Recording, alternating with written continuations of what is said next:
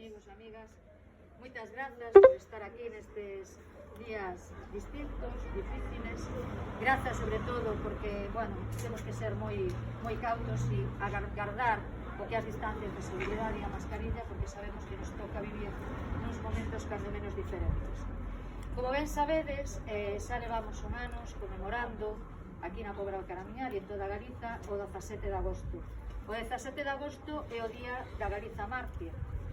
E nos, durante moitos anos, aproveitamos ese día dedicado a Alexandre Bóveda a lembrarnos de cantidad de veciños e vecinas inclinado a la derecha, que foron represados, nivel, torturados, fusilados, paseados durante o que é a Guerra Civil e despois na posguerra.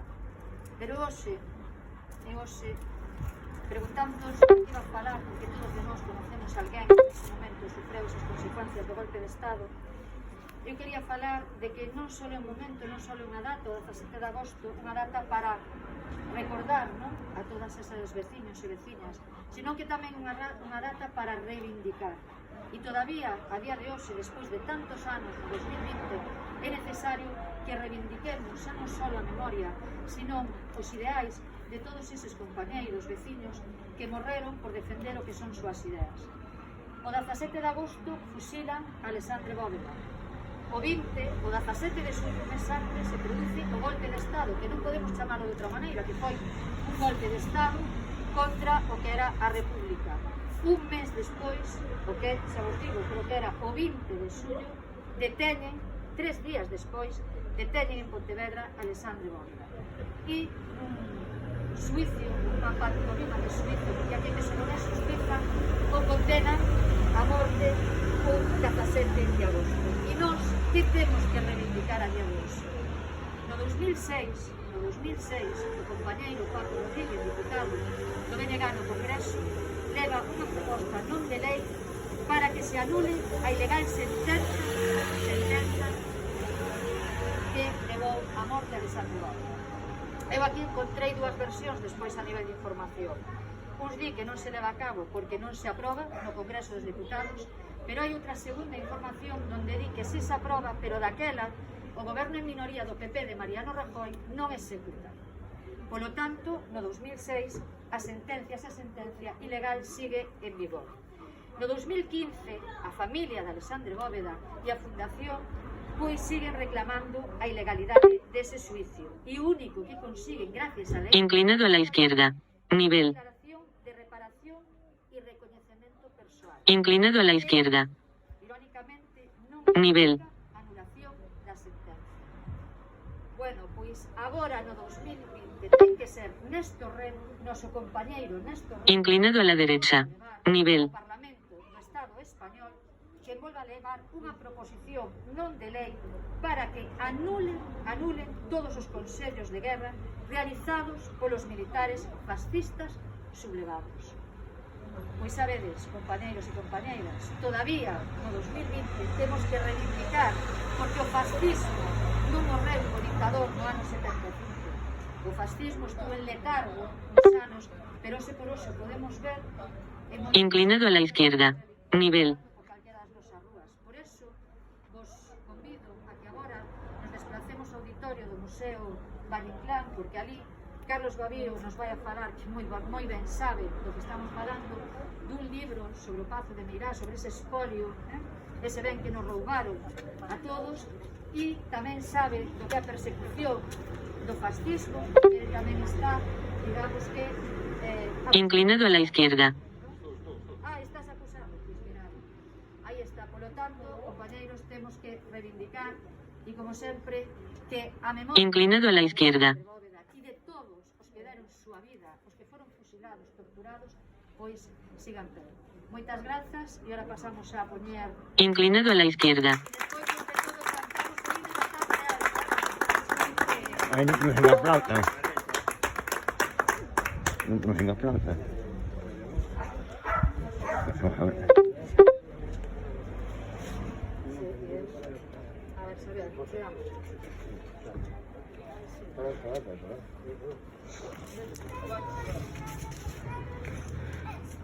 Fotógrafos creo que sobran. Inclinado a la derecha, nivel, Inclinado a la derecha. Nivel.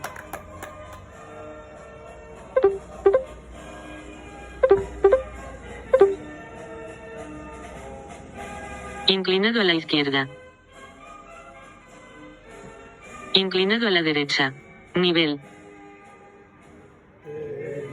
No, moroso, la hoja verde, yo transparente,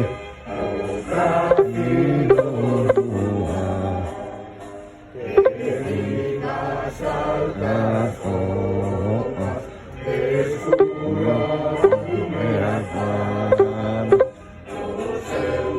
compasano,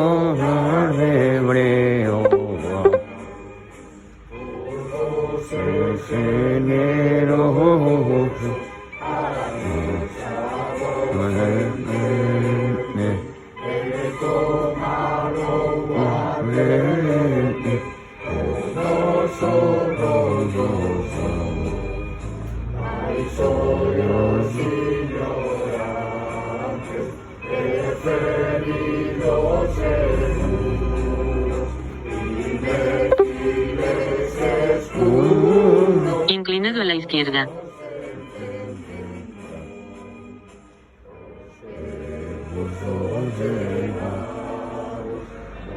Inclinado a la izquierda. Nivel.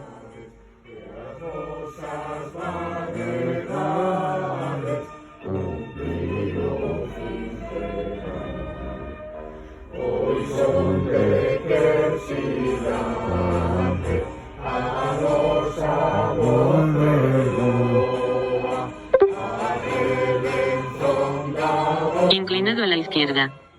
Nivel.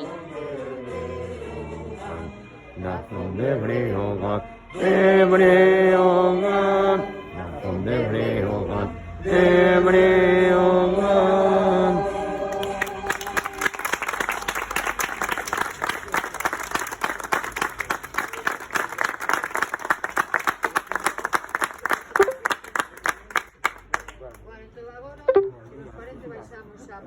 Detener grabar. Inclinado a la. Hacer for. Detener grabar. Nivel. Hacer. Detener grabación. Nivel. VoiceOver desactivado. Por estar aquí neste acto, podemos decir que un pouco a segunda parte, non? Dos actos conmemorativos que o BNG da Pobra do Caramiñal organiza ao redor do 17 de agosto, que é o Día da Galiza Mártir. Hoxe temos con nós a Carlos Babío. Carlos Babío é historiador, compañeiro do BNG, foi concelleiro durante cantos anos, Carlos? 12 anos do Concello de Sada. Penso que lle temos que agradecer, todos lle temos que agradecer, que grazas ao traballo de Carlos e a persoas como Carlos podemos coñecer e pode sair a luz o espolio que supón todos os bens que ten a familia Franco, o que roubou ao pobo galego, neste caso, o que é o dictador. A nos dixéronnos, ou polo menos a min, me dixeran de pequena que no ano 75 Franco morre na cama, entón pensábamos que o franquismo daquela tamén morrera, e como podemos ver non é así. Carlos está denunciado por esa familia de inútiles que ainda a día de hoxe van de fillos de hijos de, los pocholos e demais, pois está denunciado no xulgado. Por lo tanto, Carlos, moitas grazas polo teu traballo, moito ánimo e grazas por xente como el que descubren ou nos ponen polo menos a luz todos eses espolios.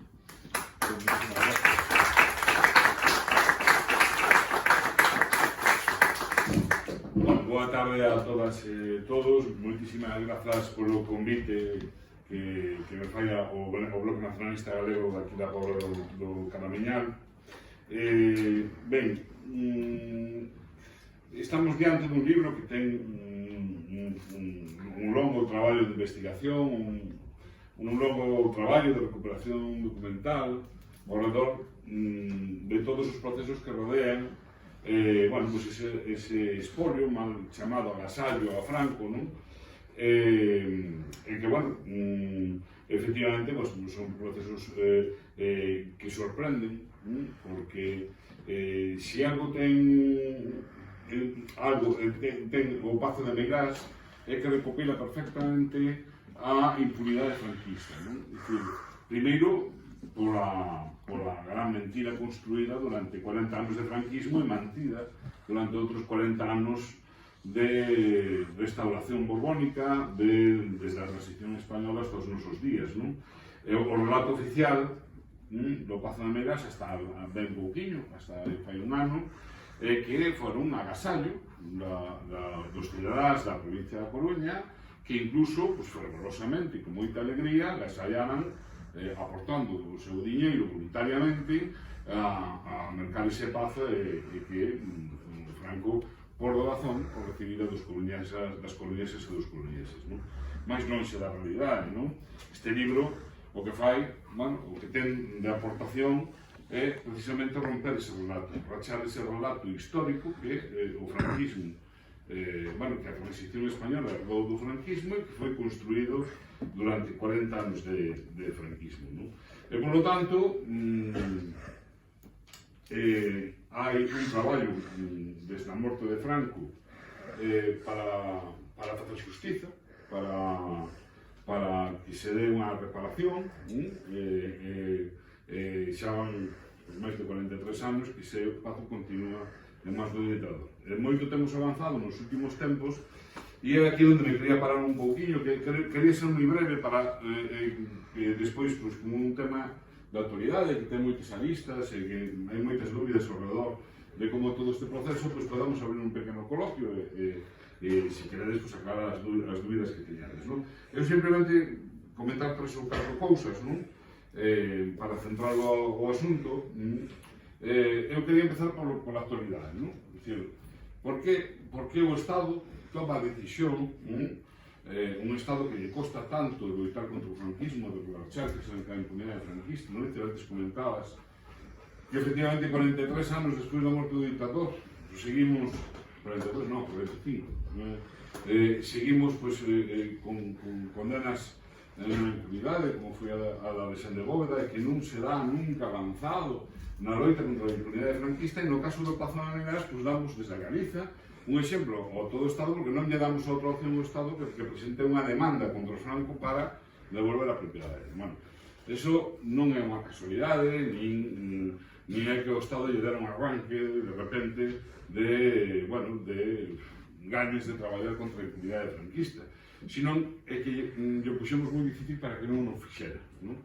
E é onde me vou a parar, porque ás veces, claro, 45 anos loitando contra a impunidade franquista e un chega a cansarse, non? Bueno, pues en este caso, co traballo colectivo da sociedade, e nomeadamente do Bloque Nacionalista Galego, me pararei en algunhas accións do BNG, conseguiuse que o Estado plantexara nada máis e nada menos que unha demanda civil contra a propiedade do Pazo de Meirás, poñendo en cuestión o golpe militar de 1936. É a primeira vez que no pasado mes de xullo celebrouse a vista sobre a propiedade do Pazo de Meirás, e ali durante 4 semanas tivemos tempo para expoñer como se dera o golpe militar en 1936 e os procesos que envolveron, porque se dan nese contexto. 2 anos despois do golpe militar de 1936 é cando arranca este proceso para entregarlle un pazo ao dictador Franco, en plena guerra civil. Bueno, pois é a primeira vez que levamos a sede judicial esa cuestión, e, por lo tanto, donde unha xuez, neste caso, vai a ter que valorar se os procesos da dictadura, tanto no inicio, durante o golpe militar en 1936, como que ten que ver co uso que se deu esa residencia con carácter de oficialidade, de residencia oficial de xefatura do Estado, bueno, pues para o Estado español por fin ten unha consideración e falla de que efectivamente non son procesos que teñan que se lle pode dar carácter de normalidade democrática e, por lo tanto, o Pazo de Meirás debe devolverse o patrimonio público baseado precisamente no contexto que se deu e nos usos que se lle deu durante unha dictadura, non? Que non estamos falando dun proceso democrático normal, non? Ben, pois eso nace prácticamente desde a morte do dictador en 1975. Unha vez que morre o dictador, comeza na sociedade a organizarse a través de asociacións, de movimentos veciñais, que xa teñen no ano 1977 a primeira acción reclamatoria da devolución do Pazo de Meirás para o patrimonio público. A partir dese momento, a reclamación sobre o Pazo de Meirás, nomeadamente no Concello da Coruña, na súa comarca, pero tamén no resto do país, vai ser constante hasta os nosos días. E non somente vai ser constante, sino que cada vez vai ir aumentando a reclamación pola devolución do Pazo de Meirás. Tal é así que eso ben dado porque a memoria oral transmitiuse de pais a fillos e de fillos. Bueno, na cadena xeneracional foi transmitíndose en memoria oral os abusos que rodearon toda esa entrega de Pazo de Meirás a Franco e os abusos que se daban a vez que viña o dictador a pasar os venáns a Meirás. Iso quedou grabado lume na sociedade e por eso a reclamación estivo viva na sociedade. Que tiñamos que facer? Bueno, pois algo que lle tocaba facer o Estado, que tuvemos que facer nós, que traballar máis de 20 anos nun rescate de documentación que demostraban todos os procesos de abusos que se deron en torno a entrega do Pazo de Meirás a Franco. A partir do ano 2005 vaise constituir na Coruña a Comisión para a Recuperación da Memoria Histórica da Coruña, que vai xa calendarizar accións reivindicativas sobre o Pazo de Meirás e a partir do ano 2017, está aí pouco, vai se dar un salto importantísimo, que esa demanda social constante na rúa por parte dos movimentos asociativos das asociacións veciñais vai a dar un paso a unha institución, que vai ser neste caso a Diputación Provincial da Coruña, é dicir, a súa vicepresidenta, Bonete San Martín, en aquel momento, vai a tomar a decisión de constituir dentro do seo da Diputación Provincial da Coruña.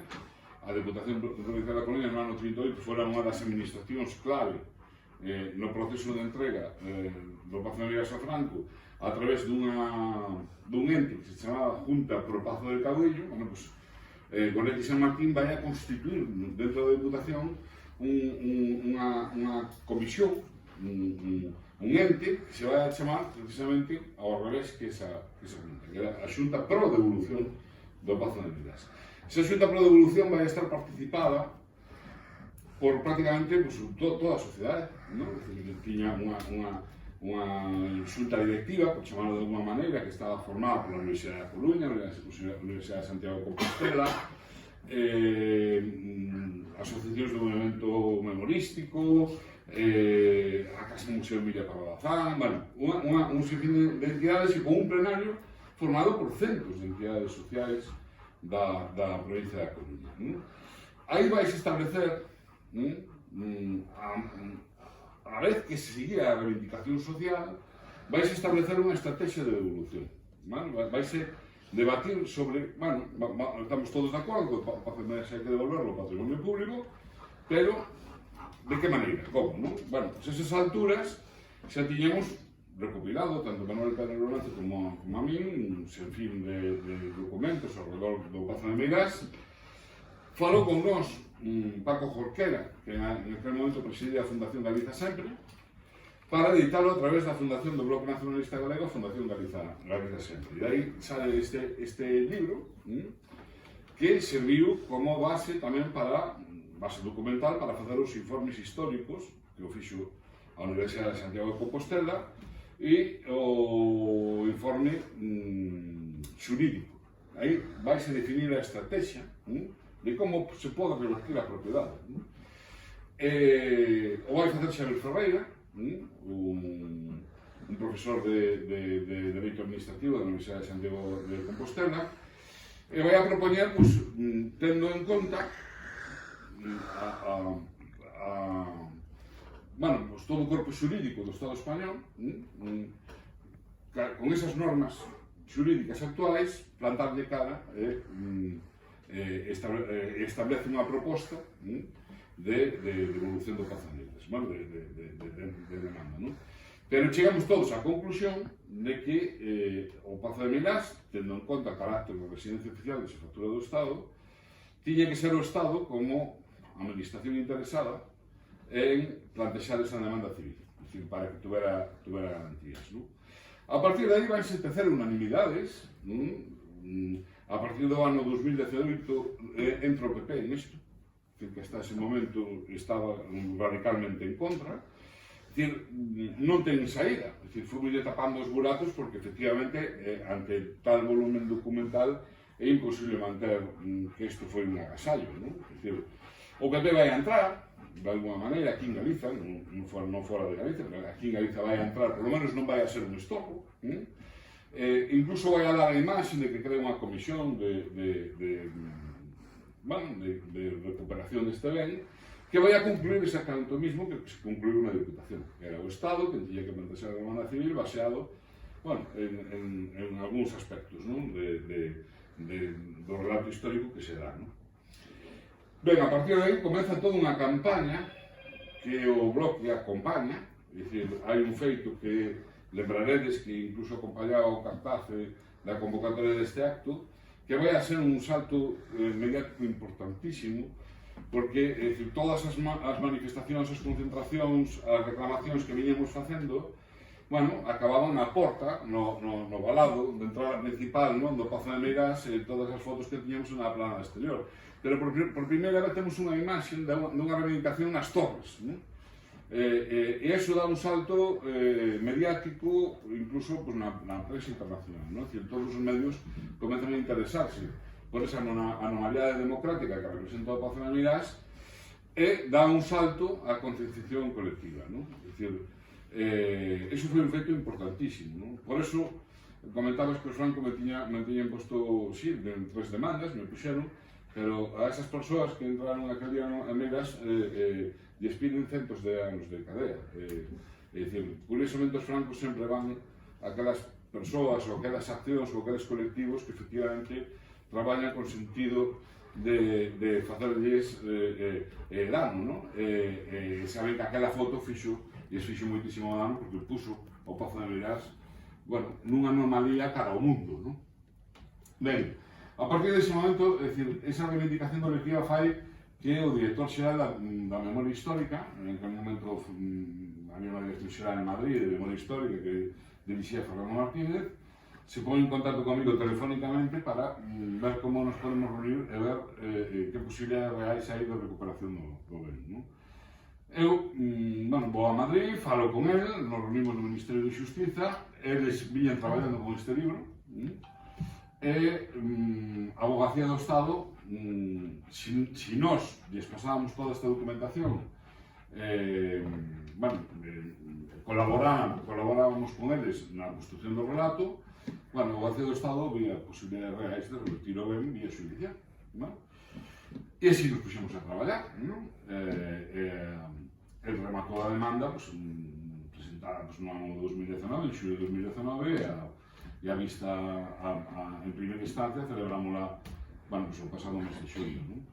Un fito histórico, como digo, que deberíamos de poñer máis en valor, porque, como decía ao principio, é a primeira vez desde Galiza conseguimos levar a sede judicial, a debate de sede judicial, que se tiña en consideración como argumentación xurídica o levantamento militar de 1986 na Coruña e o que supuxo ese levantamento como golpe de Estado e posterior asentamento dunha dictadura fascista durante casi 40 anos no Estado español.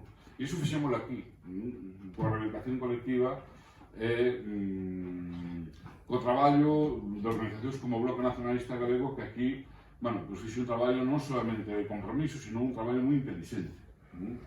É dicir, seguramente veríades outras forzas políticas que sacaban o Pazo de Meirás constantemente con eslogans propagandísticos. Bueno, o Bloque nunca utilizou ningún eslogan propagandístico máis alá daquelo que era interesante desde o punto de vista de conseguir que o Estado presentar esa demanda e reconducir a reclamación colectiva de todos os galegos e galegos. Digo todos os galegos e galegos porque tuvo unanimidade esta cuestión nunha corporación tan diversa como era en aquel momento a Diputación Provincial da Coruña. É dicir, a Corporación Provincial aprobou todos estes procesos por unanimidade, de todas as forzas políticas.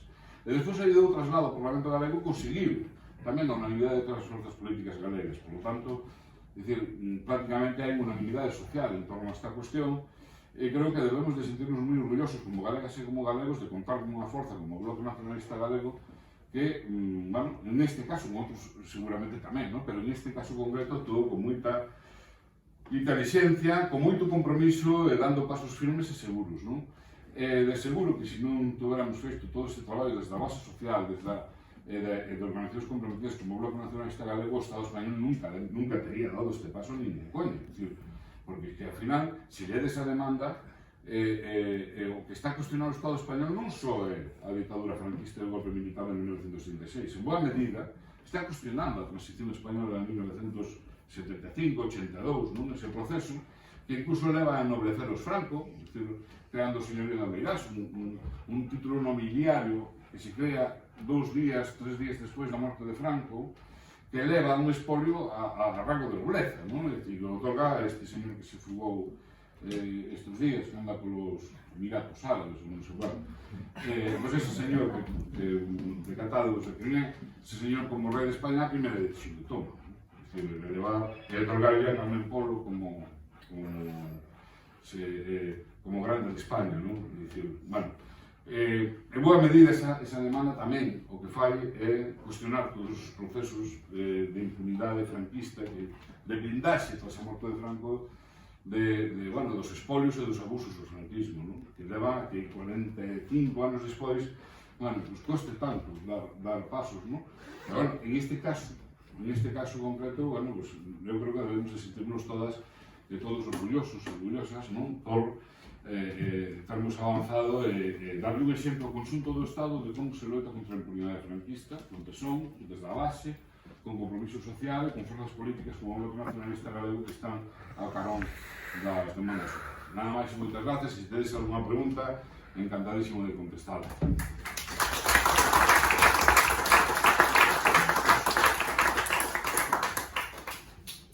Ti crees que as dificultades de recuperar o que xa non temos o do Pazo de Meirás é unha demostración de que a carreira da transición de 75-77 é unha auténtica ópera bufa? Sin dúbida. Eu agora comentaba que en boa medida o Estado cuestiona non somente o levantamiento militar do 36, cuestiona a transición española. E a cuestiona porque, bueno, aparte dos títulos nobiliarios otorgados ligados ao Pazo de Meirás para brindar a familia Franco, crear o xeolío, típese que unha das documentacións principais que se presentou na probadora, a parte do libro, foi demostrar que o Estado español tivo presencia no Pazo de Meirás hasta a entrada da década de 1990. Que os Franco continúan tendo servicios pagados polo Estado, non somente Meirás, durante o tempo que estiveron no Palacio do Pardo seguiron contando con servicios, primeiro da Casa Real, despois do Estado español, que lle otorgaba determinado personal de servizo. Os Franco alegaban que eran de vixiancia, porque viñan unha familia importante, eran de vixiancia, de garantía de escolta, pero nos demostramos que ademais, o personal de seguridade, tiñan personal ao servicio deles para servicio personal deles, o sea, eso se pagaba polo Estado, ¿no? Eso dá a entender, bueno, que os Franco durante a transición española viviron unha situación de blindaxe de determinados privilexios, de blindaxe de determinados, de un estatus, de pensa que a Carmen Polo, por exemplo, unha vez morto Franco, o goberno do Estado otorga unha pensión vitalicia pola condición de viudo do ditador con unha cuantía económica que non a cobraba o presidente do goberno. Incluso se lle dá un carácter semioficioso de viuda del anterior jefe del Estado. Allí donde iba, pues, era, bueno, se recibía oficialmente, donde estaban as autoridades civiles e militares.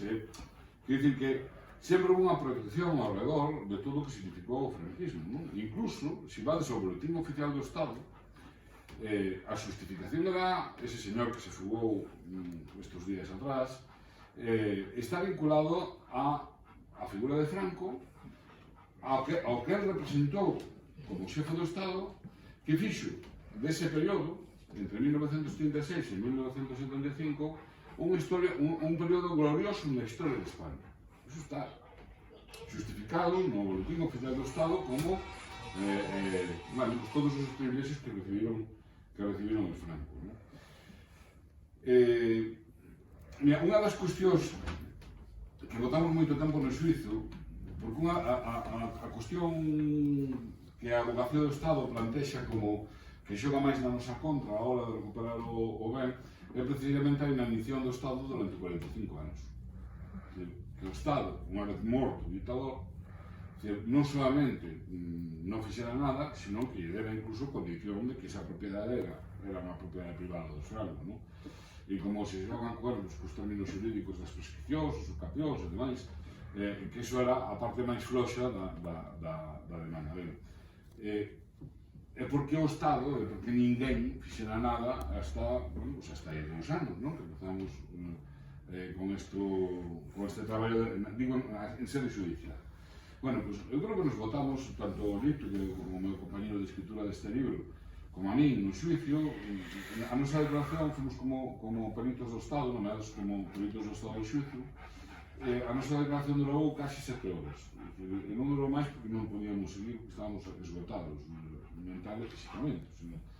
Pero unha das cousas que botamos moito tempo explicando a Xuiza foi o porqué ninguén fixera nada alrededor do Pazo de Meirás durante 45 anos. Porqué das dificultades, nesa transición magnificada hasta os extremos, explicaría a Xuiza que non é que no ano 78 ou no ano 80 non se pode reclamar, non? É que no ano 2005 era imposible poder reclamar o Pazo de Meirás. Por qué? Porque, primeiro, toda a documentación que aquí aportamos, que foi fundamental a hora de construir o relato, está sacada de arquivos oficiais. A maioría deles do Estado español, é dicir, de titularidade do Estado español. Hasta o ano 2007, 2008, todos estes arquivos estaban pechados a cada canto ao público. E ainda así, a partir do 2008, houve certa apertura con moitas dificultades na investigación. De feito, un dos arquivos fundamentais que se usa para facer este libro é o fondo da Casa Civil de Sostenencia do Jefe do Estado, que se conserva no arquivo do Palacio Real de Madrid, vinculado á Corona Española. Bueno, tuve unha experiencia ali no Arquivo Real que cando me coñeceron, que sabía que estaba investigando esta parte, desde por la mañana non tuve ningún problema con a investigación, máis algo un funcionamento arcaico do arquivo, un funcionamento penoso do arquivo. Bueno, pues que na tarde do director do arquivo pechou o proceso de documentación. É como se vivíramos nunha república ganadera. Isto pasoume hai 2 anos e medio. Dicir, negueime, tuvemos ali un follón, porque casi non teñi que sacar cagar a civil, pero efectivamente, unha administración pública para que te negue algo te que darte unha resolución motivada. O sea, non é que o director diga tú fuera de aquí, que non me interesa este tipo de investigar, pero este non. Ao final, bueno, negociamos, chegamos a unha especie de acordo que a mí me beneficiaba, por eso aceptei e tal, pero quero dicir que a estos nos chegamos, estou falando 2 anos e medio. Bueno, pues era imposible rescatar toda esta documentación que aportamos en este libro e outra que aportamos para o sitio, non? Por lo tanto, bueno, sí, son 45 anos, pero que ainda estamos en moitos aspectos, compra, rachar, bueno, pues tamén a nivel de activismo. Os arquivos españoles ofrecen moitísimas dificultades a hora de de demostrar determinadas cousas. E como aquí, delegouse nos cidadáns romper a impunidade franquista, porque os gobernos, refirmo ao Estado, é dicir, os gobernos do Estado non teñen iniciativa propia ahora de fazer políticas de memoria democrática, senón que o delegan no movimento memorístico, pois así estamos. É dicir, o Estado ten que crear a súa propia política de memoria democrática. As asociacións están para outra cousa. Están para colaborar, están para traballar, no rescate, para facer traballo, como está unha asociación cultural para facer traballo cultural. Pero a verdad que sempre hai na administración pues, un Ministerio de Cultura, unha Consellería de Cultura, é dicir, non está suplantada o Ministerio de Cultura por as asociacións culturales, ¿no? Pues, é dicir, no Estado español non existen políticas de memoria democrática. Despois de 45 anos de morte do dictador, estamos así, porque... Entonces, a lei de transparencia? Entonces, a lei de transparencia? A lei de transparencia ten que ver co funcionamento da administración, ¿no? Dos actos administrativos propios da administración.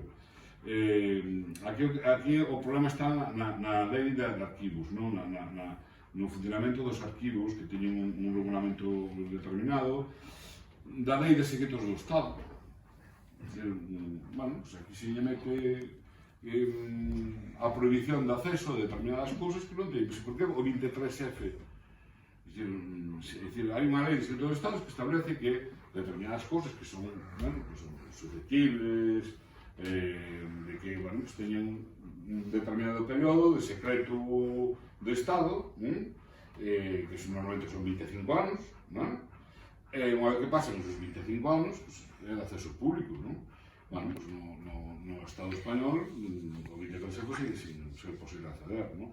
Outra cousa, que é absolutamente ridículo, non? É dicir, que agora os arquivos dáselles por aplicar a lei de protección de datos de carácter personal, non? É dicir, e aplican a Carmen Polo a lei de datos de carácter personal, e ti, un expediente, como aparece o nome de Carmen Polo, pues te denegan o acceso porque, joder, isto está dando información dunha persoa que se chama Carmen Polo, como se Carmen Polo fora unha señora que pasaba, sabes, por aí. Estamos pagando a vigilancia e... Claro, é dicir, que o tema da transparencia ten que ver máis co funcionamento da administración que a cuestión arquivística. A cuestión arquivística no Estado español sempre foi moi delicada e avanzouse un poquinho, pero que queda un mundo por avanzar.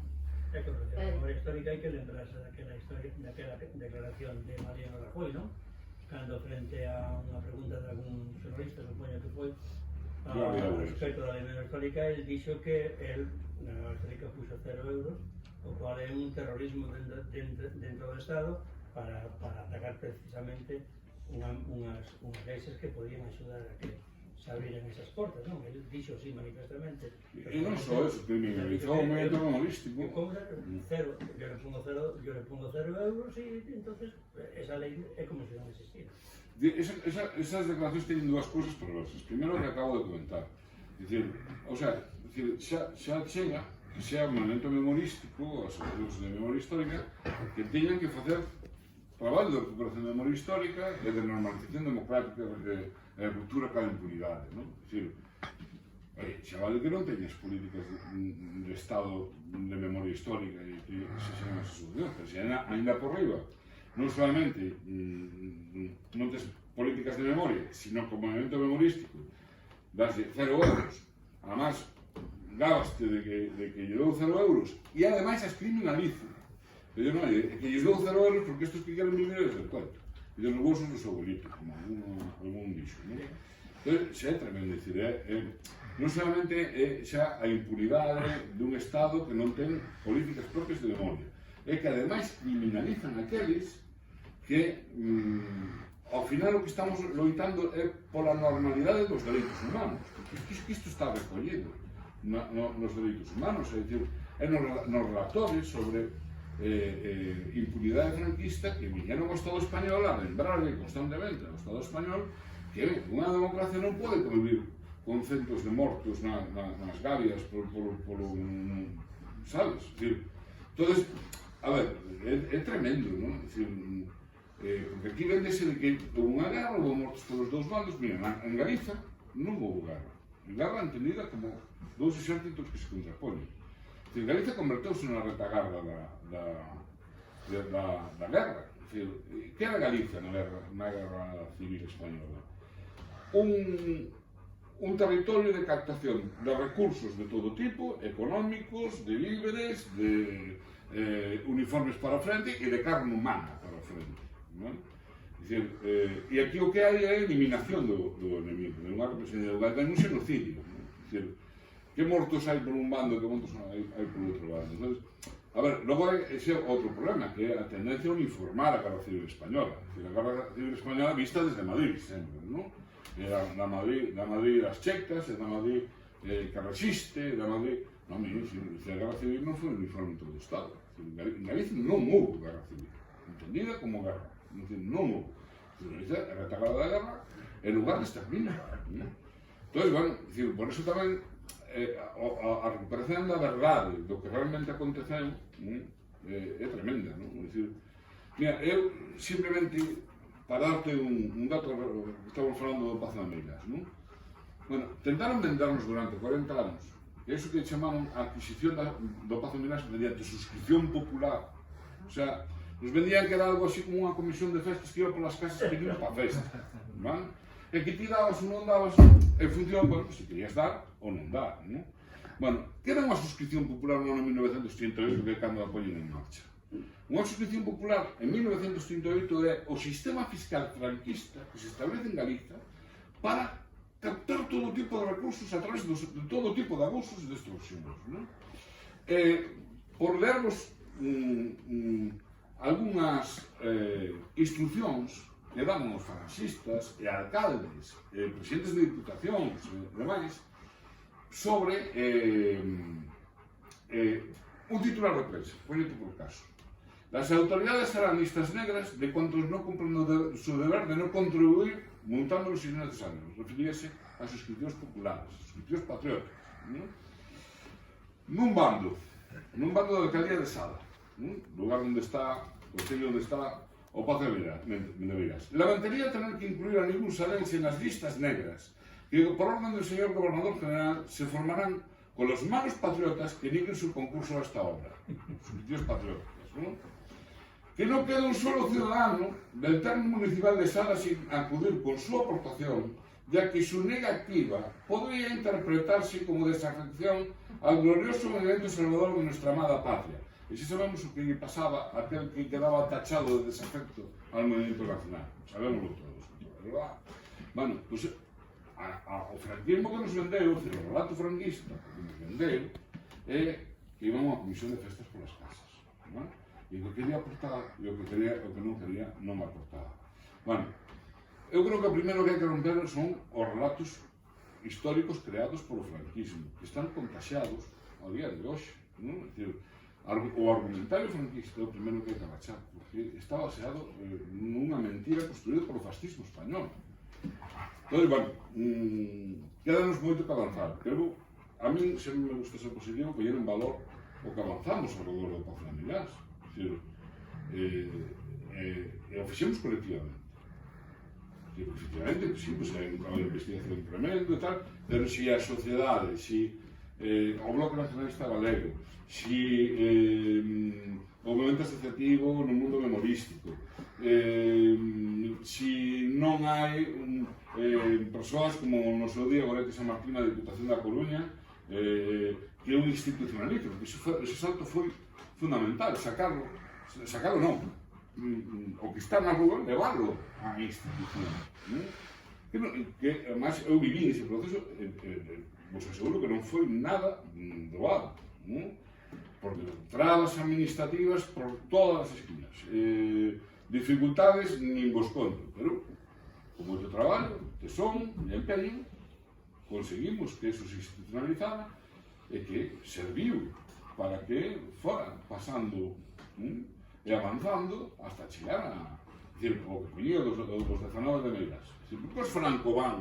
contra os 19 de Meirás con casaña que acaban pidindo absolutamente condenas disparatadas. Bueno, que efectivamente, porque cando eres capaz de romper determinado relato histórico creado por o fascismo, eres capaz de, non solamente de romperlo, sino de ter capacidade de que a sociedade entenda que eso foi un relato construído, que a transición tapou, e que a democracia española non quiso meterse aí. Claro, ahora estamos rescatando a verdade, a memoria. É dicir, no Pazo de Meirás empezamos ca verdade, ca reconstrucción do que realmente pasou. E a partir de aí, veo demais. Co traballo social e co traballo colectivo. Se non hai traballo colectivo é moi difícil fazer as cousas. Non hai, como digo, organizacións políticas como o Bloque Nacionalista Galego é imposible. Imposible. Claro, ti querías? Vamos a ver, está claro, enlazando con o que decía a profesora ao final. Vamos a ver, despois de tantos anos, sabemos o que pasou aquí, en el Estado, o que quer saberlo sabe, que aquí houve un paripé, porque en ningún Estado que pasara de unha ditadura a unha democracia pode pasar, como pasou no Estado español, que os que venen da ditadura sigan mantendo todos os seus beneficios, non? Beneficios, digamos, económicos, beneficios de donos de algo, e beneficios hasta de ser alguén na sociedade, non? Eu creo que ninguna ditadura que pasou ao contrario, a luz pasaron por onde pasaron, non? Entón, eso está clarísimo, que eso foi un paripé, a modélica transición é un paripé, e dos gobernos do Estado, despois de 40 anos, non podemos acordar nada. Eso está clarísimo. Entón, a única fenda que se lle fixo, e é o que estabas comentando ti agora, foi a nivel judicial. Porque tampouco o xuez, que sabemos como está o sistema judicial a nivel estatal, pero diante de evidencias tampouco se poden, digamos, agochar, non? Que recorrido pode ter o Pazo de Meirás? Porque para min pode ser unha fenda grandísima non para a familia Franco en sí, sino para o que foi a ditadura e para as familias que siguen manténdose nos poderes do Estado, en todos os poderes judicial, económico e en todos, que veñen da ditadura franquista, porque pode ser que o Pazo de Meirás sea a fenda máis grande que podan ter para rachar de unha vez por todas con esa falacia de la gran, digamos, avanza a democracia, non? O que decíamos antes, non? Eu creo que ese pode ser un paso. Como ves ti o futuro proceso? Eu cando digo que debemos de sentirnos orgullosos e orgullosos do que fixemos, cando referimos a eso. É dicir, que se nos, non só relato, se te documentas sobre o que se manifestou no xudio e a estrategia xurídica que levaron os Franco para defenderse, non? O relato histórico xa o ganamos.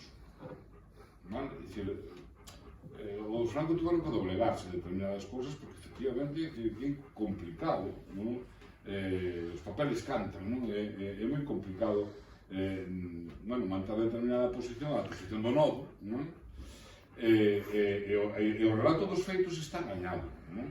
Agora nos falta gañar a efectividade de que eso revirta, non? E se efectivamente o conseguimos, por eso eu decía que nos teníamos que sentir orgullosos e orgullosos, porque efectivamente vai haber un antes e un despois na loita contra a impunidade franquista. Se nos ten en conta que isto vai ter un percorrido, é dicir, agora en setembro, para o mes que ven, seguramente se teremos sentenza en primeira instancia, cabe recurso ante a Audiencia Provincial da Coruña, e da Audiencia Provincial da Coruña cabe recurso en casación ao Tribunal Supremo. Bueno, quer dizer, pero se ganamos esta primeira batalla judicial en primeira instancia, no xulgado de primeira instancia da Coruña, número 1, bueno, non solamente xa ganamos o relato histórico, sino que, oi, xa temos unha sentencia judicial favorable ao respecto do símbolo que representa o Pazo de Meirás. Porque, vea, patrimonios arquitectónicos en Galiza hai un sinfín deles. Efectivamente, o Pazo de Meirás foi unha construcción de Mira Parvazán, é unha obra arquitectónica de Mira Parvazán, ten un valor cultural innegable, por eso foi declarado tamén ben de interese cultural. Pero o patrimonio cultural en Galiza, en máis privadas, temos un sinfín de patrimonio. Por que non nos centramos no Pazo de Meirás? Non nos centramos en outras propiedades que son tamén de interese público. Bueno, porque o Pazo de Meirás representa un símbolo de impunidade, non? E os franquistas o saben, dicir, a Fundación Franco, cando empezamos efectivamente a orientar a cousa cara a devolución, eles empezaron a sacar comunicados de prensa dicindo que representaba o Pazo de Meirás na historia de España, non? claro, si conseguimos que, en primeira instancia, unha sentencia favorable, non solamente, como te decía, ganamos o relato dos feitos, ganamos bueno, un antes e un despois na loita contra a impunidade. E a segunda cuestión que plantexabas, que posibilidades hai de que esa sentencia sexa favorable? Eu falo bueno, das reunións que tuve ca Abogacía do Estado, que foron moitísimas, esa pregunta trasladei en numerosas ocasións aos abogados do Estado, unha abogada e un abogado que levaron a cuestión, e os dous eran moi claros sobre o asunto. É dicir, eles o que están formulando é unha demanda civil que a legislación, o Código Civil actual. É dicir, eles que che din? É dicir, claro, unha demanda civil, pois é tamén se me moviches o marco da lei. Me moves o marco da lei, te presento unha demanda e reclamo ese trozo de lei. Se a xueza o ten en consideración simplemente como unha cuestión de determinar a propiedade en base ao Código Civil, non hai nada que facer. Porque, efectivamente, joder, pasaron 80 e tantos anos desta cuestión, e claro, as prescripcións, pero se a nada que a xuiza teña en consideración o contexto histórico no que se dan os feitos, a cuestión está gañada. Non hai ninguna dúbida. Por iso é tan importante, claro, decir, que para que se gañe esta sentencia hai que ter en conta o contexto no que se dan os feitos. E iso tamén vai a ser unha proba de lume para a xustiza española. Se é capaz dunha santa vez de determinar que o que se dá no franquismo non pode ter a mesma consideración, o mesmo tratamento que o que se dá a día de hoxe, que con todas as dificultades en avance democrático que teñamos non estamos en 1937, hai outro contexto histórico diferente, non? E, por tanto, é fundamental que se o teña en conta un xulgado español, como tería calquer xulgado que se teña por democrático, por normal, non? Iso tamén vai ser outra forma de lume para determinar se somos capaces de avanzar na democracia no Estado español ou non. Vai ser moi importante, claro. Pero desde aquí vamos a facer. É unha prova de lume que lle plantexamos ao Estado español desde aquí. Conseguimos meter o Estado español nesta vereda, sabes? É dicir, só tes que ler a demanda é moi interesante desde esa perspectiva, non? E abre campos novos. E se ao final chegamos ao porto final con esa sentencia favorable, é dicir, é posible que todo vaya caendo en cadena a partir dese momento. Entón, nos tenemos que sentir moito máis orgullosos, porque efectivamente desde Galicia os galegos e as galegas, con outros territorios do Estado español que teñan métodos memorísticos moito máis fortes, bueno, pues fomos que han de plantarlle cara ao franquismo dunha maneira máis inteligente ou máis socialmente comprometida ou que, desde logo, conseguiu un compromiso contra a comunidade franquista que non se deu dos territorios. Rosana. Claro, dúas preguntas moi breviñas. Primeiro, queda alguén vivo, un pouco pensada, que recorde estes feitos que Luís detallan? E segundo, como tomou o pobo de Sada, cal foi a receptividade ou a recepción do pobo de Sada da edición deste libro? Unha boa pregunta. As dúas son boas preguntas. Vamos a ver, empezando pola última. Sada venenaba o ditador. Meirás. Vamos á parroquia de Meirás, ainda queda moito nostálxico do franquismo. En Sada foi un pobo que medrou, sobre todo nos últimos anos do franquismo, hostalería, negocios vinculados á cantidad de xente que se desplazaba a Sada. Moita xente viviu do franquismo,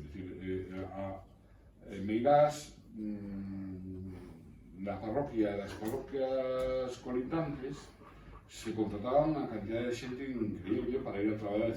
No Pazo de Meirás había unha explotación agropecuaria, que se daría para dar outra conferencia, porque era outra tapadera de Franco para encher o petro, é dicir, unha explotación na que todo pagaba o Estado, pero os beneficios se los pagaba Franco.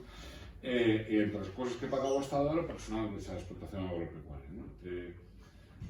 bueno, nos anos 60, nos anos 70 había moitas dificultades económicas, dicir, a Meirás vivía fundamentalmente de minifolios, explotacións moi pequeniñas, cunha vaca, era a economía de auténtica subsistencia, non? A población vivía, porque se veía, hoxe día un barrio residencial, pero naquela época era representante, pues, se vivía das catroleiras pequeninas que tiña, que plantaba da explotación agropecuaria. Bueno, con isto quero decirte que queda moito nostálxico ligado, pues, a que, oi, a mí Franco, porque me daba aqueles cartos que eu iba a muxir as vacas, me pagaba, e gracias a eso salín adiante e poden, bueno, ter unha vida mellor, non? E en Sada, pues, tamén se dá unha circunstancia parecida pero, bueno, a ver, como solo ocurrió en estes casos, a población estaba moi dividida, non? Efectivamente, hai apoio. Nos, cando presentamos o mismo Sada, o auditorio se nos quedou pequeno, e, efectivamente, hai un momento. Pero, quero dicir que ali se cadra, hai aquela lembranza que se dá, pues, seguramente en todos os lugares da memoria, non? Onde existe presencia, lugares significados da memoria, non? De xente pues, que efectivamente lembra os beneficios, entre aspas, non? Os beneficios que lle trouxe o franquismo e que lle interesa real aquela memoria. Quero dicir que en Sada tampouco vai buscando unanimidade agora, de feito, mira, hai un dato moi claro nesto, non? Comentaba antes que esta vía, a vía judicial, por recuperar as comunidades, sin reformas, sino collendo actual, se pode recuperar, son non sei por qué. O Partido Popular, bueno, fixo unha comisión de expertos, entre os concellos e tal, o PP sumouse a reclamación da Plaza Miras. En todos os concellos non se sabe. En Sada sigo votando en contra. Por qué? Porque sabe que hai un niño aí de xente que sigue fiel a tal e sabe que esa é a súa base electoral. Entonces, en Sada votan contra. E vas a outro sitio, porque, hasta el seu Sada. Sada, incluso, ten un discurso vendedor, contra eso. Pero te digo, que bueno, pero bueno, non creo que Sada sea a circunstancias que se dan en outros lugares onde hubo situacións memorísticas, lugares de memoria en concreto que dividen a población. E a outra cuestión era... Era alguén vivo. Alguén vivo. Mira, non, porque isto...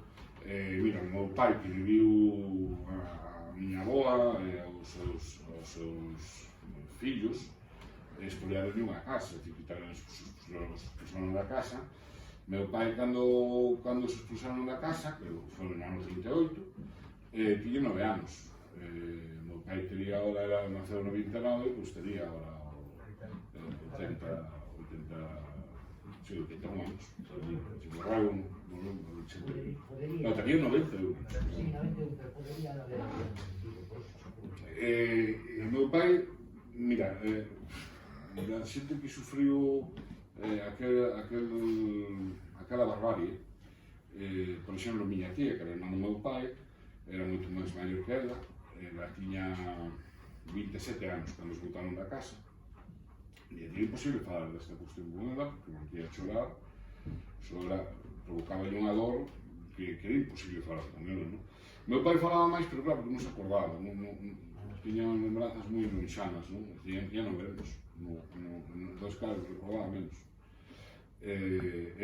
Non, nunca dá nada, porque estamos falando do ano 38, nunca dá nada. Si temos recuperado memoria oral, no libro incluso reproducimos algunhas entrevistas que fixemos na década dos 90, a finais dos 80, principios dos 90, que fixemos algún traballinho de recuperación de memoria histórica en Meirás. En Meirás deus un proceso de represión brutal, que contamos no libro, que iso borrouse da memoria, vamos, está grabado na memoria colectiva, pero había unha imposición do silencio alrededor daquele conflito, un conflito moi interesante, un conflito onde se levanta toda a parroquia contra o cacique, bueno, pues acaban todos os homes presos, as mulleres, coñen como tiñan os homes presos, saen a rúa, e durante un ano e pico lideran, esas mulleres, lideran toda a revolución labrera de Meirás. Van a xogar un papel importantísimo claro, despois as represalias van a ser tremendas, non? A unha deles que reproducimos no libro, Carmen Sabio, a esta muller a deteñen, a rapan, a Deus suben ao palco da música de Sada e con unha pistola na cabeza van llevar tres arribas España e viva Franco, non?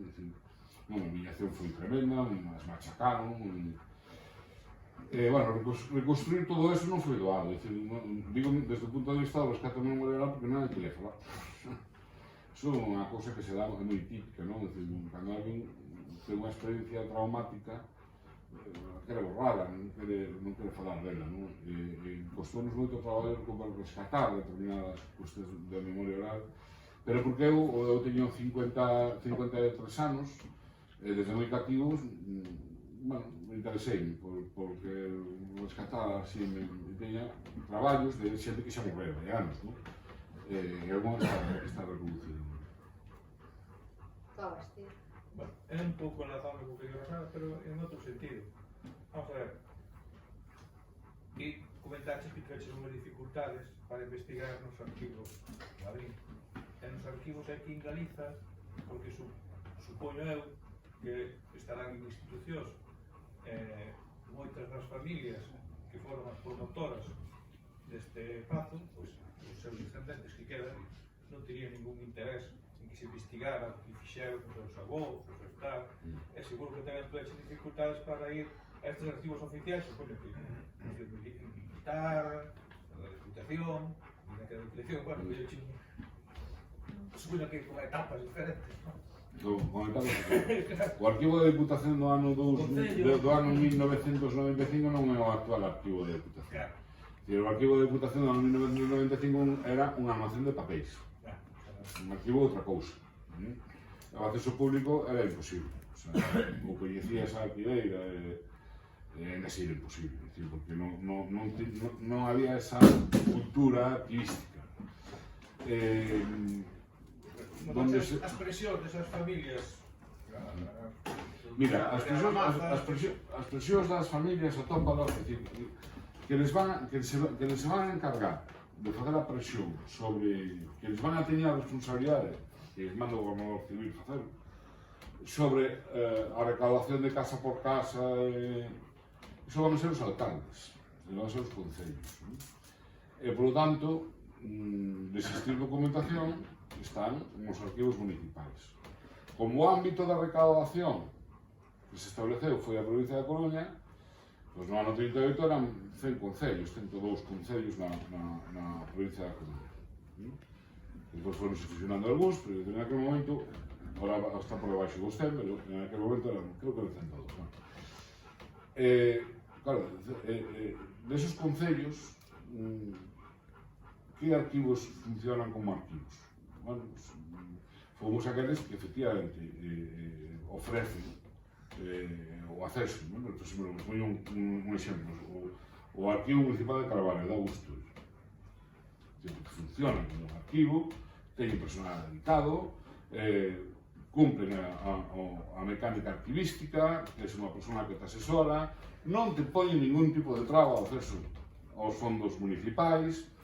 De feito, no libro utilizamos, porque ademais dá esa casualidade que en Carballo se conserva listados completos e ali podemos demostrar bien.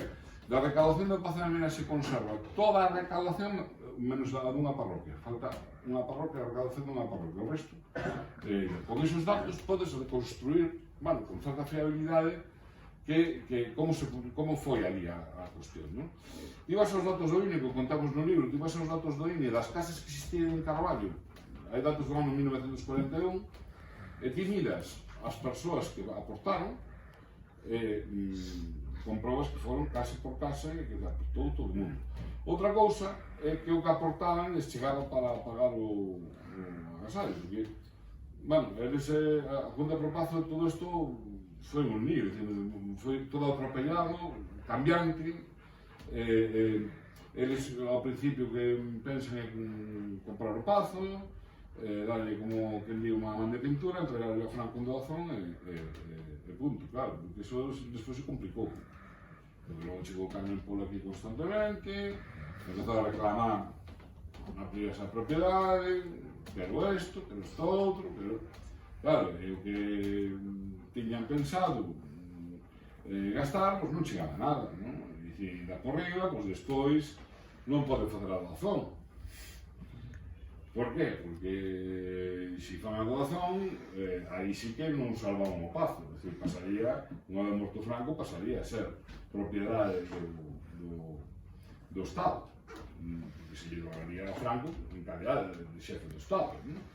E, por lo tanto, sería unha propiedade do Estado a morte de Franco, Franco non teria o usufruto durante a vida, e despois, claro, fan todo eso, o que foi unha doazón, a reconvirten cos mismos actuantes nunha compraventa no ano 1941, que é unha das, do que alega no xuizo da Abogacía do Estado para tamén reclamar a propiedade, non? É dicir, que é unha compra en fraude de lei, porque se reconvertiu unha compra que realizara a Junta Pro Pazo del Caudillo.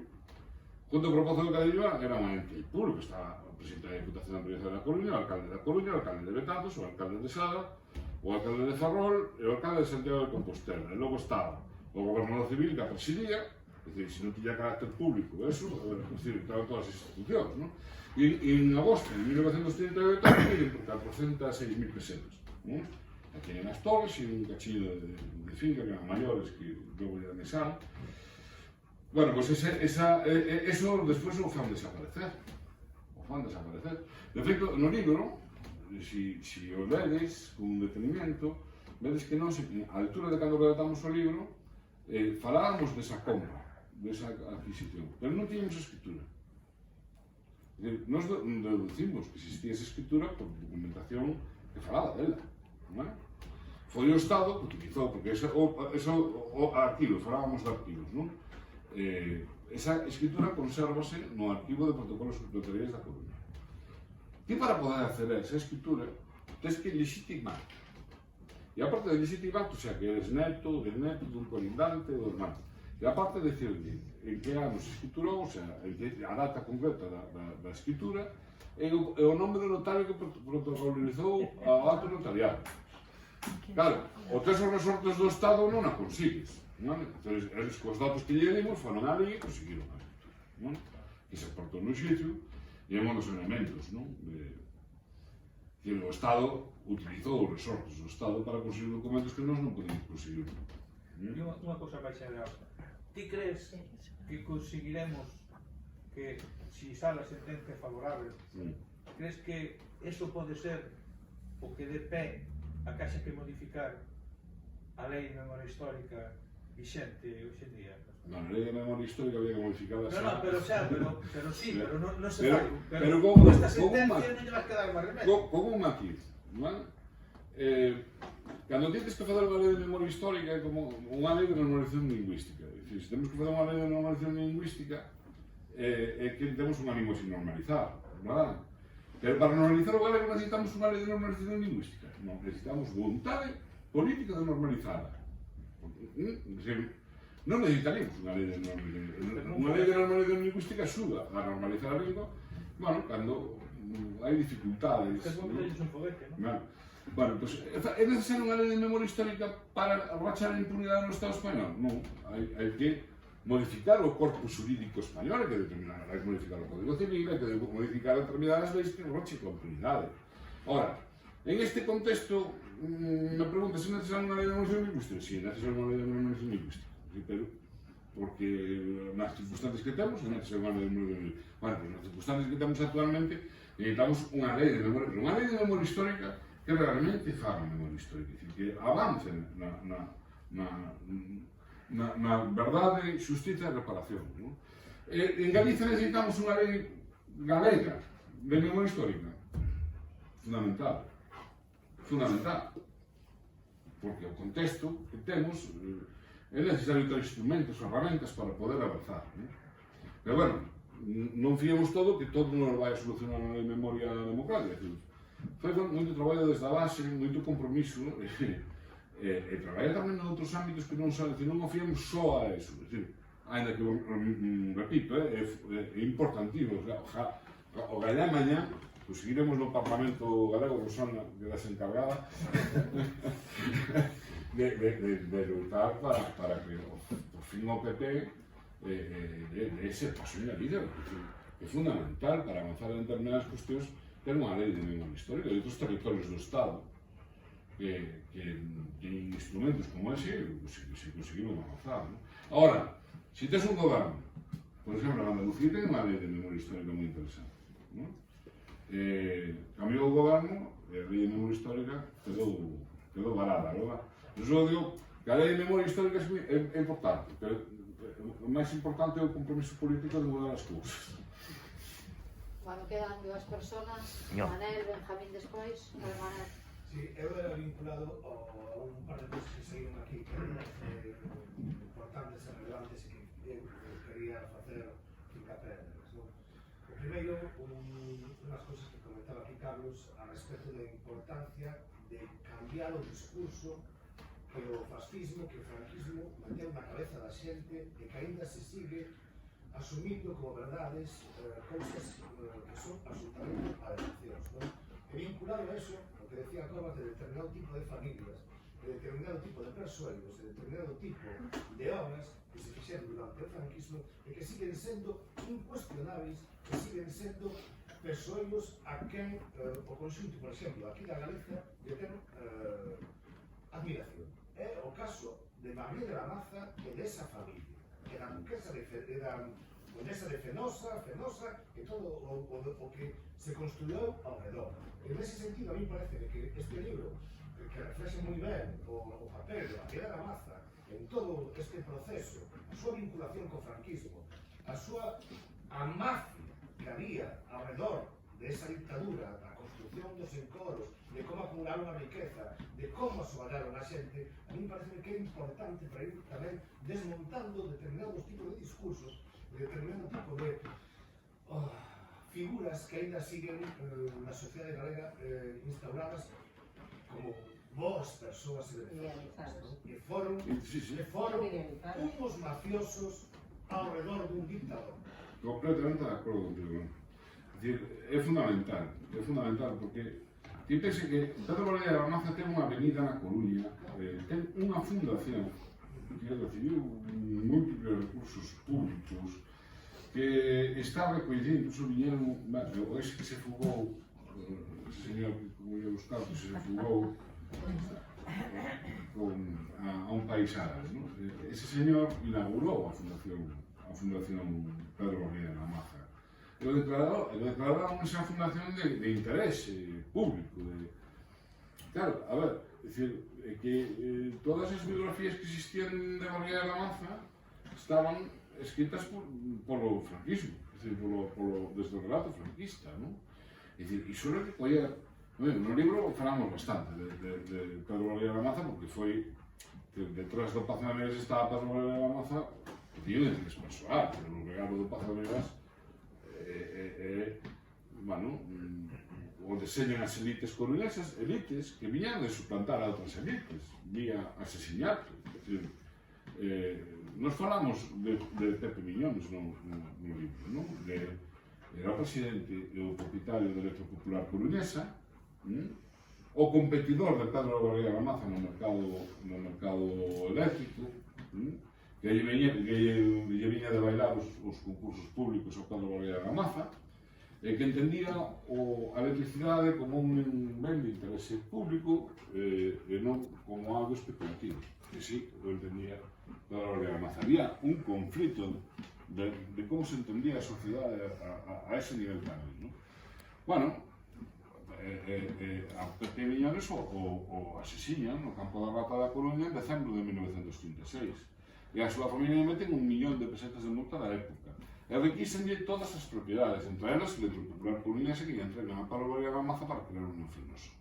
Entre la compañía de gas e electricidade de Pedro Vallejo de la Maza e Electropopular coruñesa. Por poñer algúns exemplos de como se deturpa a día de hoxe a memoria, a verdade do que pasou. Está aí ben pouco, Ahora non sei porque cambiou esta compañía eléctrica que temos ahora, na individual, non sei máis. Pero esta aí ben pouco, cando era Fenosa,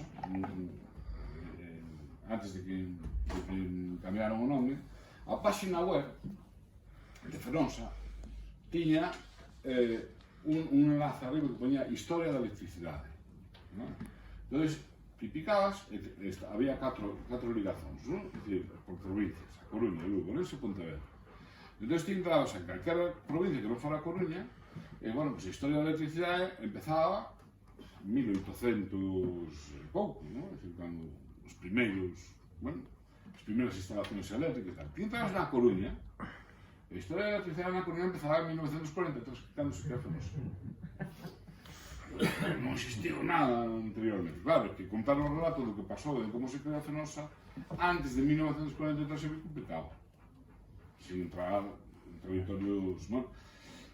Por eso, a ver, é dicir, é moi importante que, sobre todo na cidade da Coruña, pero non só na cidade da Coruña, pois a xente teña realmente coñecemento de quen foi Pedro Rodríguez Maza, porque apoiou un golpe de Estado e que beneficios sacou de apoiar ese golpe de Estado e de agasallar un paz.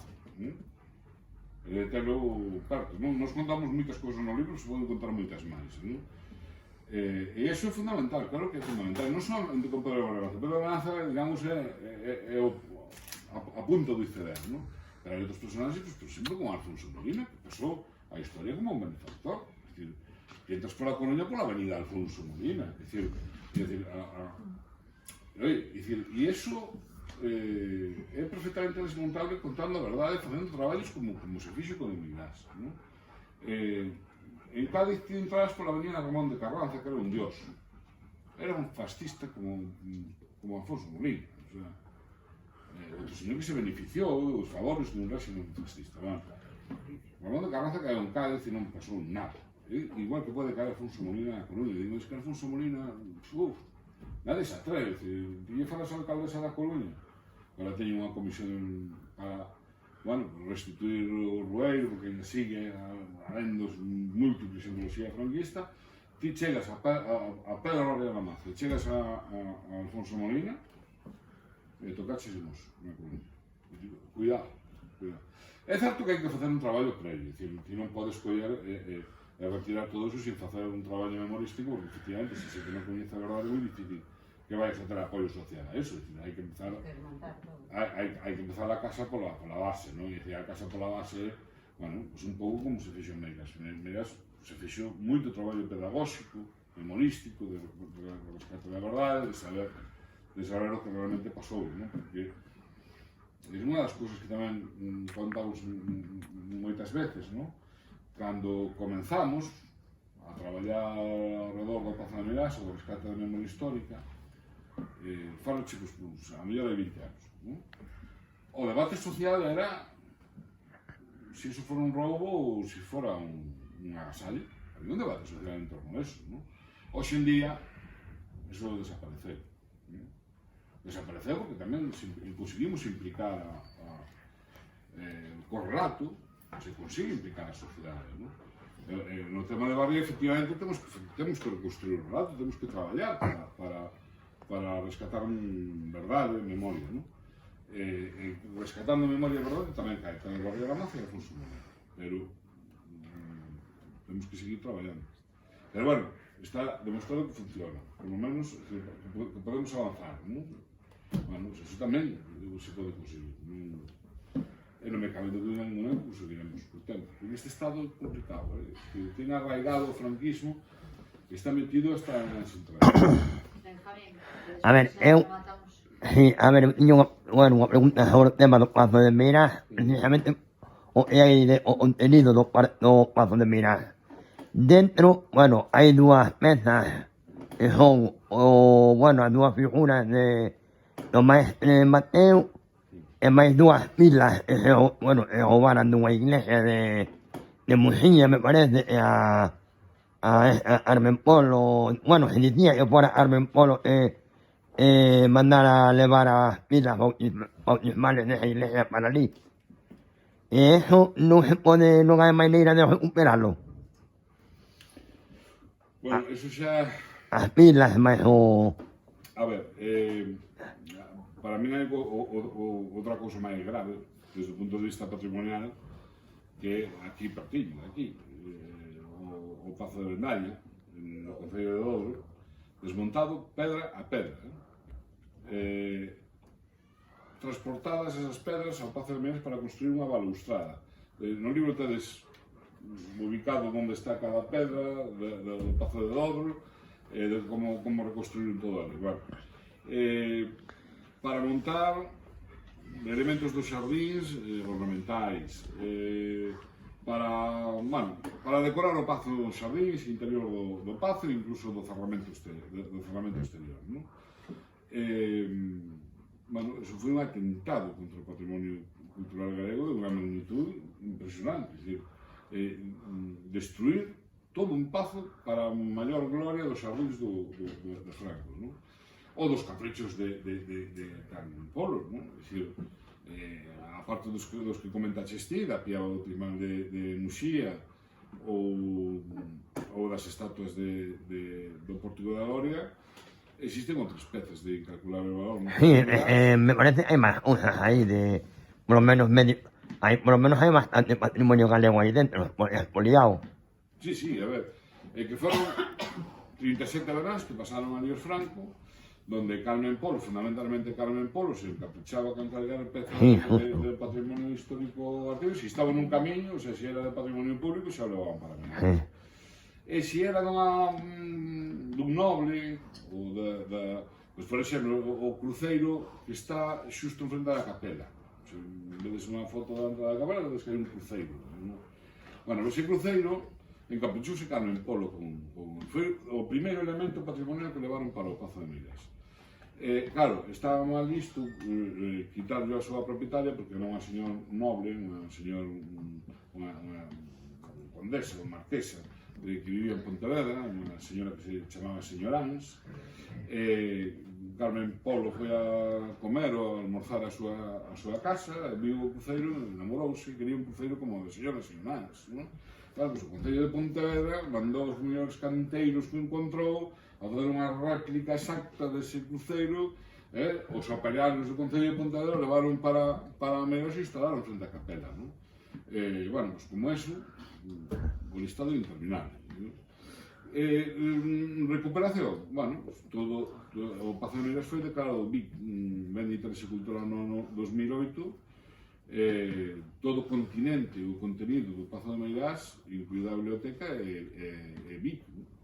Por lo tanto, non se pode sacar do Pazo de Meiras sin autorización da Administración Autonómica. Eso, por lo menos, en base que diría a Lei de Patrimonio Cultural de Galicia. Pero tendo en conta que os francos hasta agora estuveron facendo ali o que lles deu a gana e o que lles petou polas santas narices, bueno, pues, o que temos que estar vixiantes é denunciar se dá unha circunstancia de que hai ali outro atentado contra o patrimonio cultural. E estamos, é dicir, se calquer cousa que se mova ali, pues o denunciamos, evidentemente. Antonio. Sí, bueno, será a colación do que comentou Manel, que estaba comentando Carlos, eu contribuir un pouco para decir que esos presuntos donativos eran entregas ao jefe del Estado. O libro de actas do Concello de Douro, cando se quedan sin torre e Pazo de Douro, es entrega a su excelencia ao jefe del Estado. Se é unha entrega natural do Estado, non era unha entrega para Francisco Franco. Se hai un cambio de régimen, obviamente que quen está facendo caso omiso do delito é o propio Estado. Tiña que ter o reclamado. Se levan o Pazo, se levan a biblioteca, bueno, nos levan as cousas porque non concluía. E sí, eu quería citar precisamente, cando se preguntaba antes cal era a reacción da xente interesada con respecto á loita para a devolución do Pazo de Meiras, e eu estaba asentindo a cabeza, estaba mirando a Amparo, a veces seguindo porque asintes a cabeza, e era o caso que temos aquí con o Condado de Fenosa, que en 2020 sigue existindo o título de Conde de Fenosa, que sabemos que se crea por lo que se crea.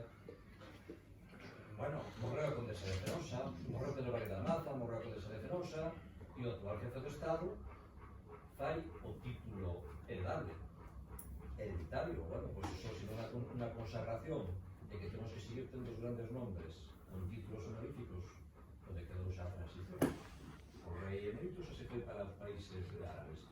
Pois o actual rei, o último de que fai, é facer hereditario o título de condado de Fenosa.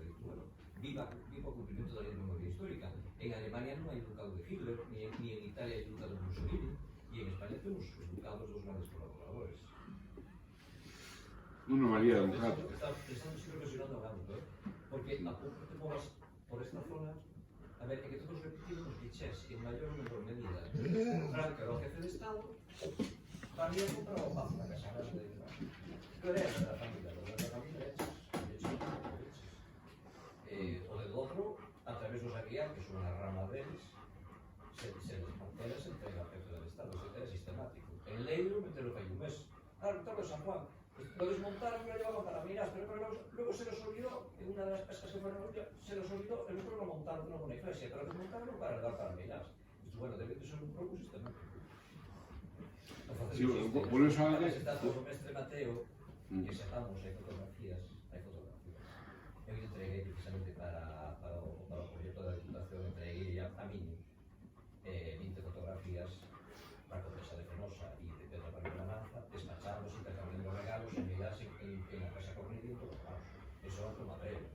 E fotografía primera, entrega a su excelencia del Estado de no sé qué, harías a Condesa de Fenosa, a Carmen Polo y a las bandejas de plata, así, con postura como diciendo es buena, es mala. Fotografía siguiente, después del despacho, y firmando en el despacho el documento de no sé qué, el tráfico de favores sistemáticamente. ¿Qué ocurre? Lo que estabas diciendo vos, y a conclusión, efectivamente, mira, es un símbolo. Si cae esa araya, se desmorona Castellón. Sí, sí. Porque es insostenible todo lo que está pasando. O sea, a mí como historiador me enche, bueno, de cólera, lo que está pasando en las figuras humanas. O sea, en toda Europa se está rescatando todavía hoy en día a la revolución del patrimonio robado a los judíos, el holocausto. E nos seguimos mirando porque somos Franco. Que ese é o tema. Esa é a cuestión, non? Se a xustiza española, bueno, ten en consideración eso. Racha dunha vez con esa, bueno, consideración de período normal, porque o problema está que a xustiza española considera que entre 1936 e 1975 se dá un período normal, que continúa con unha reforma política a partir de 1978, Entonces, claro, si quites eso a hora de analizar esos procesos como un período normal democrático, é imposible, porque non se dá en ningún estado que sufrira as consecuencias dun réxime dictatorial ou un réxime fascista. Falemos en Europa de Alemania, Italia ou nos países sudamericanos, non se ten en consideración ese período como un período normal. Claro, é dicir, as estatuas do mestre Mateo, bueno, a sentencia é tremenda, non? Porque non considera como un acto administrativo normal, e además incluso di que non se pode determinar que si esas estatuas son efectivamente as que estaban no pórtico da Gloria. A ver, mire, é dicir, non tomamos de pelo, non? E logo que comentabas de que efectivamente, por certo, esa acta que foi referencia está desaparecida do arquivo do Concello de Douro. É unha acta do ano 1969, onde se lle entrega a Pazo de Douro a Franco en calidad de xefe do Estado, está desaparecida. Non se atopa, non? Por lo menos a consulta que eu fixe foi o que desaparece. En internet está funcionando por estratos, o Plaza. Sí, bueno. E efectivamente, o gran debate que se deu por parte dos francos no xuizo este que se celebrou na Coruña, bueno, do que intentaron eles demonstrar esta sociedade que, bueno, que todo o que se lle agasallou a Franco, Pazo incluído, era porque Franco era Franco, pero a título individual, pero que non estaba relacionado a que a súa condición de xefe do Estado. Claro, é que a cosa non é baladí. Bueno. Todo un placer compartir con vos esta. O placer é noso. VoiceOver activado. Cámara. Hacer foto. Detener grabación de...